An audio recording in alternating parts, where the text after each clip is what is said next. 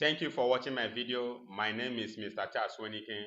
In this video tutorial, we are still on capacitor function. This is the part 2 aspect of capacitor functions, and this one is the continuation aspect of it as well. We have treated rainbow current in previous video.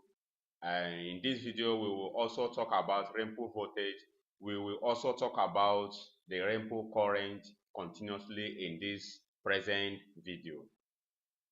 In this video, we will also discuss on much how capacitor function, the effects about it, the negative and the positive effect, why capacitor is broken down and why is not broken down, the maximum temperature capacitor can take, or depending on the voltage and the capacitance and the requirement that is involved based on what you are about to use the capacitor for. So in this case, please, if you like my video, subscribe to my channel, Charles Electronics, comment and like. So let's start. In this video, the ripple voltage. Ripple voltage originates as the output of a rectifier or from generation and commutation of a DC power. You remember when I discussed or I talk about rainbow current, which it comes from the AC source. It comes from the AC source, which I told you in times of DC, after the rectification, it is because the incomplete suppression of what? A rectification or a rectifier. The little portion that is left is called what? A rainbow current. Now, in this case, I am to talk about the rainbow voltage aspect of it, which I said rainbow voltage originates as the output of a rectifier, with the same thing coming from what?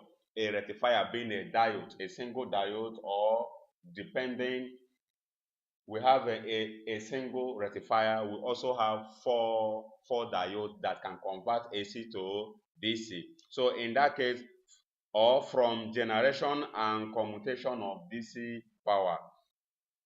In that case, just as I said before, a voltage can move without a current, while a current cannot move without a voltage. In that case, the origination of a rainbow voltage is from the output of a rectifier, or from generation and commutation of DC power supply.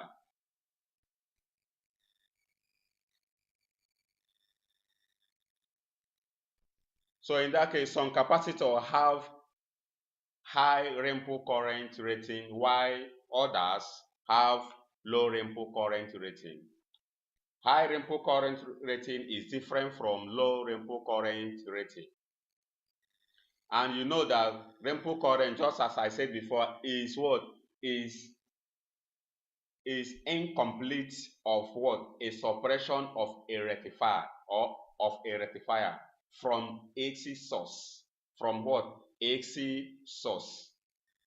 Which means that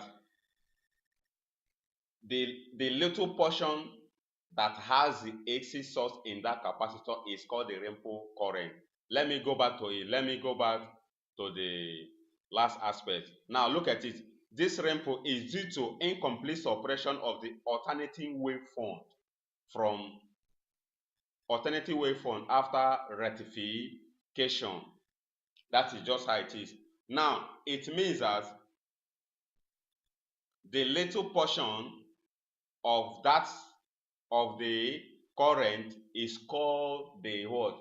The rainbow current. Now in that case, what I'm trying to explain here is some capacitors have high rainbow current rating, while others have low rainbow current rating, all depending on the capacitor and all depending on the incomplete suppression of the alternating waveform after rectification.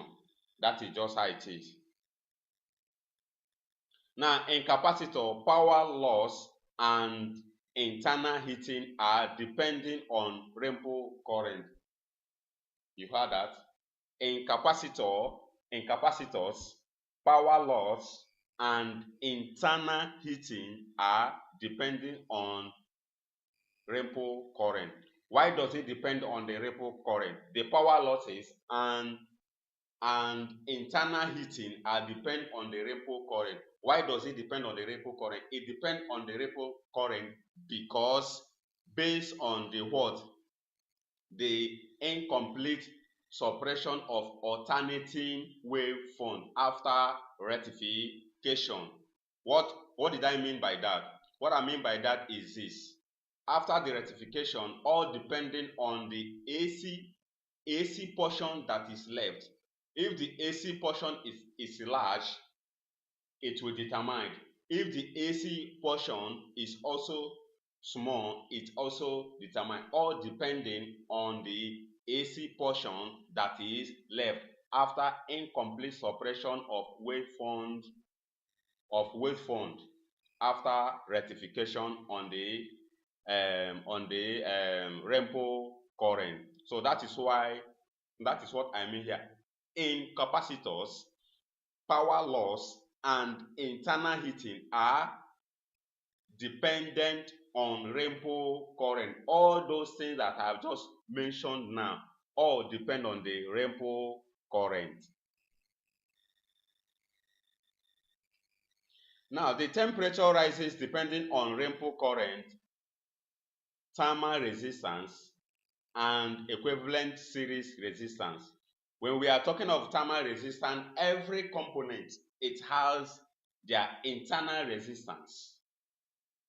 Every component have their internal resistance, including the board that we solder on it. It has its own resistance. Even the leg that you will see that is connected either from the AC capacitor or the DC capacitor, it also has what? A thermal resistance. All those things, they have their own specific or their own particular thermal resistance. So in that case, the temperature rises on rainbow current, thermal resistance, and equivalent series resistance. Do you get that? The temperature rise depending on rainbow current, thermal resistance, and equivalent series resistance. Equivalent series resistance are between those components that are connected with capacitor. Those components that are connected with capacitor, it could be resistance, it could be capacitance, it could be diode, it could be transistor, and so on and so forth, all depending on this thermal resistance, rainbow current, and equivalent series resistance. That is, the temperature rises depending on this particular thing that I have just mentioned.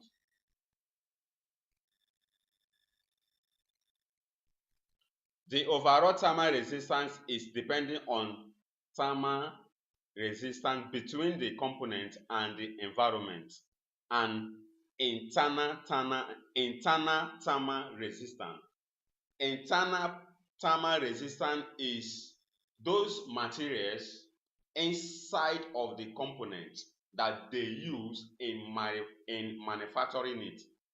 The thermal resistance, it could be the leg, either the positive or the negative of the capacitor, because those things, they have leg and a leg where you will use to solder it, or you will use to relate it to another component. So in that case, those things, they also have their own thermal resistance, which resist some things that are not supposed to go into the capacitor. Now, this environment, the environment depending on where the equipment or where those things is.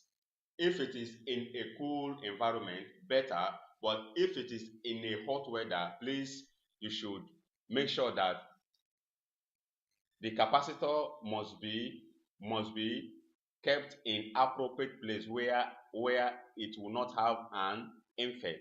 So in that case, the internal thermal resistance are those components which the manufacturer use to manufacture each of the capacitor.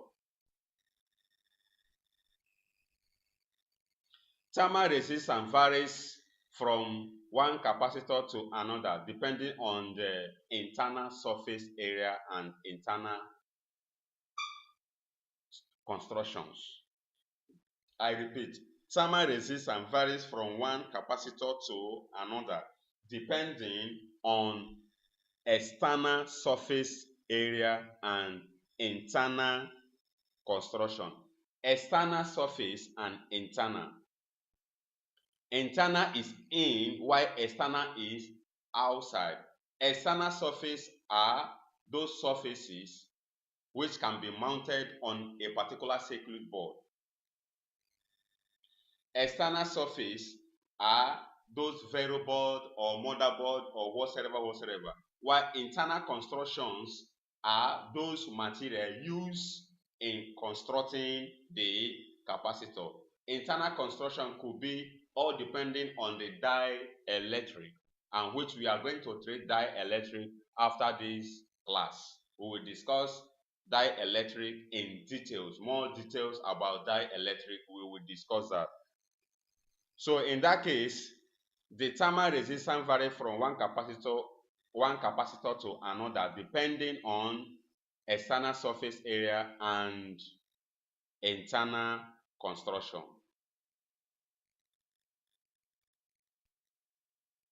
In most capacitors, the equivalent series resistance is depending on operating temperature and frequency. What do I mean by that? In most capacitors, not all, in most capacitors, the equivalent series resistance is depending on operating temperature and frequency. Operating temperature and the frequency all depending on the temperature that you are operating as of that moment. If you are operating on 85 degrees Celsius, all depending on you, all depending on what you are building or what you are about to use it for. That is why I say in most capacitors, the equivalent series resistance are those components that are connected either in series or in parallel to capacitor and to other components that make up of a circuit.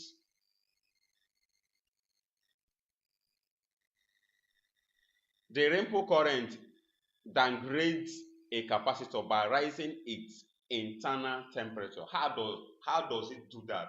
How does a rainbow current, the rainbow current downgrade a capacitor by raising its internal temperature? It does that because every capacitor they have portion of rainbow current either in DC or in AC. Each of them have that rainbow current. Oh, that is why I said for selecting of a capacitor, there are so many keys, being the parameters that are involved that you should put in consideration before selecting a capacitor. So in that case, the internal temperature that the rainbow current rises, all depending on the incomplete suppression of alternating waveforms after rectification of the AC or any kind of thing, because each of the capacitor, it contains a rainbow current, all depending on the incomplete suppression alternating waveform after the rectification. If it is big, it has an higher effect. If it is small, it has an lower effect in that particular capacitor. The failure rate of capacitor is directly related to the temperature of operation. For sure, the failure rate of a capacitor is directly related to the temperature of operation, and operating capacitor at high temperature shorten their life. If the capacitor is operating on the higher capacitance or of the higher temperature rating, it means that that capacitor will not live and will not work long as the way it's supposed to work. Within period of time, the capacitor will be broken down. That is where you will know that this capacitor is no longer functionable. But remember what I said about active component. When I talk or treated on active component, I told you that a circuit or a motherboard is incomplete without active component. I say so, and that is simple truth. Before, after owning your capacitor, after owning maybe a television or a circuit, you will see that there must be an agreement between active and passive. And that agreement take 1 second for them to communicate and see if they are in good shape before the television or the laptop or the desktop or your handset will boot on. If there is any issue on each of the components, you will see that that particular particular system will not boot up because there are means of communication between the active and passive component. And capacitor, it happens to fall in between a passive component who stored an electric energy. So in that case, if the capacitor is operating above the temperature level of that particular capacitor, because each of the capacitors, they have a specific temperature level, a voltage rating, and also a capacitance written on the body. If it is operating more than that, definitely that capacitor will have an issue. And another thing that will give that capacitor issue, just as I said, is the rainbow current. In addition, the environment where the equipment is, or where the capacitor is kept as well. So those are the things that shortens the life of a capacitor.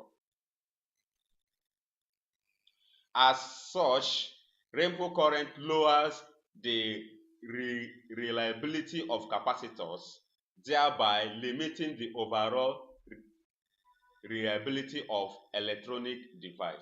Yes, for sure.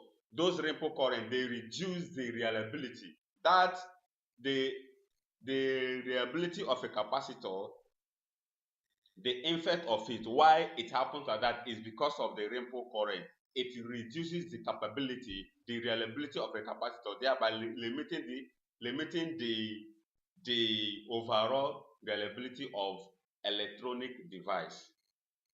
So in that case, that is to show you that in every advantage, there is also this advantage. So what I'm trying to explain here is this. Before you pick or before you select a capacitor for any specific function or for anything, try to consider all these things that I have just mentioned now. Because rainbow current, it has a very negative effect on each of the capacitor that you are about to use. I may not tell you how to sell, but my own point is this: you try to consider the voltage rating, you try to consider the capacitor and the capacitance, you also try to consider the temperature, and in addition, the environment. It matters a lot as well, because those things will help when the rainbow current increases its external heat.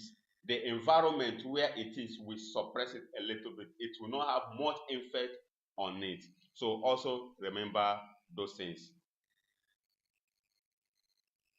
For some capacitors, manufacturer recommended voltage duration when they are operated at a particular when they are operated at temperature above 85 degree. There are some capacitors that when they are under temperature above 85 degree, you will see that capacitor will be having an issue. It means that you are stressing the capacitor beyond its strength. Addition of the rainbow current that will be given its own, increasing its own temperature you are now giving him above of the temperature rating on the body, which is not advisable. At least if the temperature rating is 65, 45, and so on and so forth, let the maximum work should be below than that, so that it has an allowances and a sufficient power to work and withstand. If the rainbow current increases its own, the capacitor will be able to withstand each and every one of them. So in that case, for some capacitor, manufacturer recommended voltage duration. Voltage duration could be 400 volts depending on what you are about to use it for. Depending 50 volts, 30 volts, 25 volts, 16 volts, 160 volts, there are numerous voltage duration, all depending on you. Since ripple current increases the core temperature of a capacitor, it is a parameter of interest when considering the voltage duration requirement for a given capacitor. Yes, since the ripple current increases the core temperature of a capacitor, because ripple current increases the core temperature of a capacitor internally, it is a parameter of interest when considering the voltage duration requirement for a given capacitor. It's very important for you to put all these things in consideration in whatever thing you are to build or construct or to replace a capacitor in any of the circuit or motherboard. If you are also a technician, all these things should be put in consideration as well, because the voltage duration, if it is 450 volts, please kindly, if it is 450 volts and 500 microfarad, put it exactly, so that there will be no effect on needs. Don't put below what is left or what you are removing. Put exactly what you are seeing from the previous capacitor.